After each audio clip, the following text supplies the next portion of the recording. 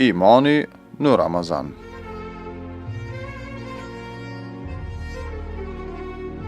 Besimi ose imani është platforma themelore bazike krejt fesë islame.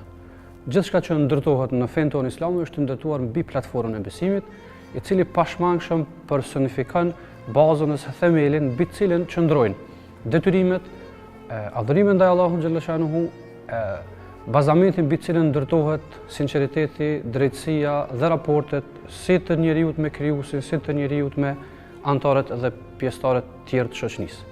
Si rrjedhoi, agjërimi dhe specifikisht agjërimi muajit të bekuar Ramazan është njëra prej shtyllave të veçanta i cili ndërtohet dhe qëndron mbi këtë platformë. Prandaj lidhëmëria në mes besimit në Allahun xhalla xhelaluhu dhe lidhëmëria në mes detyrimit që ne e quajmë agjërim është e pashmangshme dhe është shumë e fuqishme. Platforma që ne e quajmë besimi lidhet fort me ibadetin ose adhurimin e agjërimit. Allahu xhalla shanuhu në Kur'anin Fisnik i është drejtuar një numri të veçantë dhe specifik të njerëzve, e këta janë besimtarët, të cilët e kanë ndërtuar fuqishëm çështë platformë, besimin domethënë, dhe ka thënë: "Ya ayyuhalladhina amanu kutiba alaykumus siyamu." O ju që keni besuar, o ju që i keni thënë po Zotit, o ju që Allahun e njihni për Zot, Allahun e njihni për ligjvënës, juve i është bërë obligim agjerimi i këtij muaji të bekuar. Në këtë formë, agjerimi i përgatit njerëzit, u afërcon besimin atyne dhe si rrjedhoi i bën ata të jenë falëndërues ndaj Allahut xhalla shanuhu për begatitë dhe mirësitë. Pa besimin, agjerimi nuk do të kishte asnjë kuptim. Po edhe pa agjerimin, pashmangshëm se besimin në një farë forme do vihej ndryshim, si besim i fuqishëm, meqense njëra e dikton tjetrën.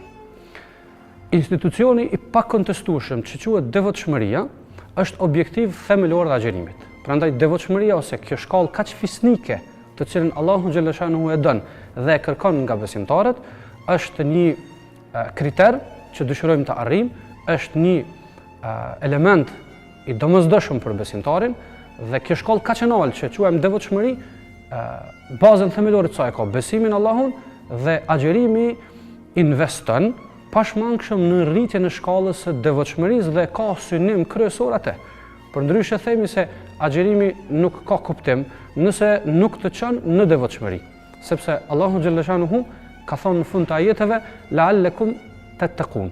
I është bërë juve obligim agjerimi, siç ishte detyrim edhe për ata që ishin përpara jush, la'allakum tattaqun në mënyrë që të bëheni të devotshëm. Prandaj, nëpërmjet agjerimit të ndërtuar fort mbi besimin, mbi këtë platformë të besimit, arrihet devotshmëria e cila e ushqen agjerimin dhe agjerimin në një formë e ushqen dhe e forcon ose e matë sinqeritetin e tij nëpërmjet shkallës së devotshmërisë.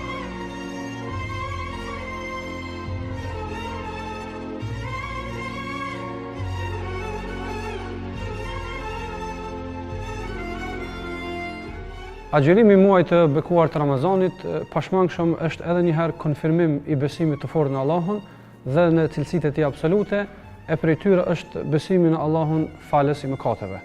Agjerimi i muajit të bekuar Ramazan padyshim se e çel një faqe të re për besimtarin dhe si një musafir fisnik brenda një viti vije për të filluar një jetë tre besimtari larg nga mëkatet, larg nga pesha e tyne, e cila padyshim se ndikon në mënyrë negative në jetën e besimtarit. Në momentin kur vije muaji i bekuar Ramazanit, atëherë besimtari e kupton pashmangshëm se ka filluar një muaj i cili është plot mëshirë dhe falje.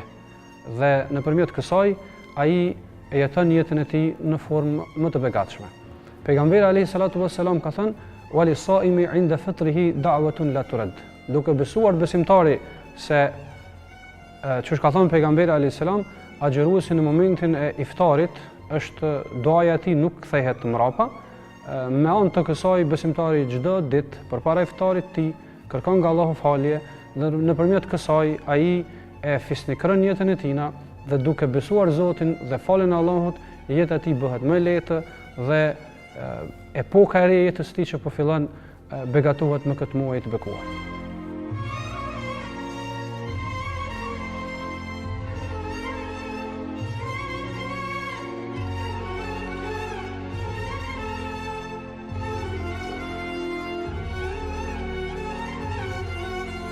Agjerimi pashmangshëm se është njëherë konfirmim i besimit të fuqishëm në ahiret ose në botën e përtejme. Dhe kjo më argumentin se i dërguari Muhamedi alayhi salam ka thënë për agjeruesin janë dy gëzime. Njëri gëzim në kohën e iftarit të tij dhe gëzimi i dytë është kur ta takoj Zotin e tij. Prandaj duke besuar në ahiret, në botën e përtejme, në shpërblimin e ahiretit, besimtari bëhet më i fuqishëm për shkak se ai pashmangshëm shpreson në faljen e Allahut dhe mëshirën e tij. Prandaj gëzimi i dynjas është gëzim që e përjetojmë në çdo ditë të Ramazanit në kohën e iftarit, porse gëzimi më i madh, gëzimi madhështor dhe shpërblimi i madh që ne presim prej Allahut xhallashanuhu është shpërblimi i ahiretit. Lutim Allahun që të gjitha ibadetet tona të na i pranoj, por lutim shumë që ne këtë gëzim të ahiretit ta përjetojmë dhe kjo bëhet vetëm me një agjerim të përkushtuar dhe të pranuar prej Zotit.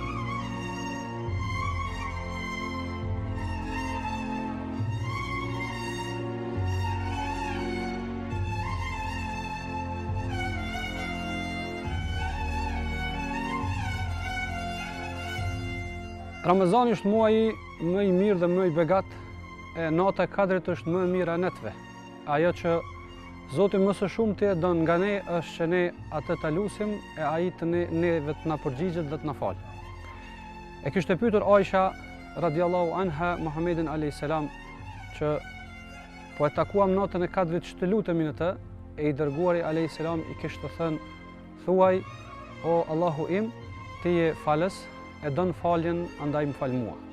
Me këto mësojmë se Allahu xhallashanuhu neve na don dhe këtë muaj na e ka sjellë si mysafir në të cilin e gjejmë edhe një natë që nëse lutemi në të, Allahu do të na pranoj lutjet tona. Prandaj ti lutemi Allahut e ai na ka premtuar se na fal. Beso në këtë, shfrytëzoj këtë mundësi në këtë muaj të bekuar, sepse vetëm Zoti e di se sa nga ne do ta presim muajin e vitit tjetër.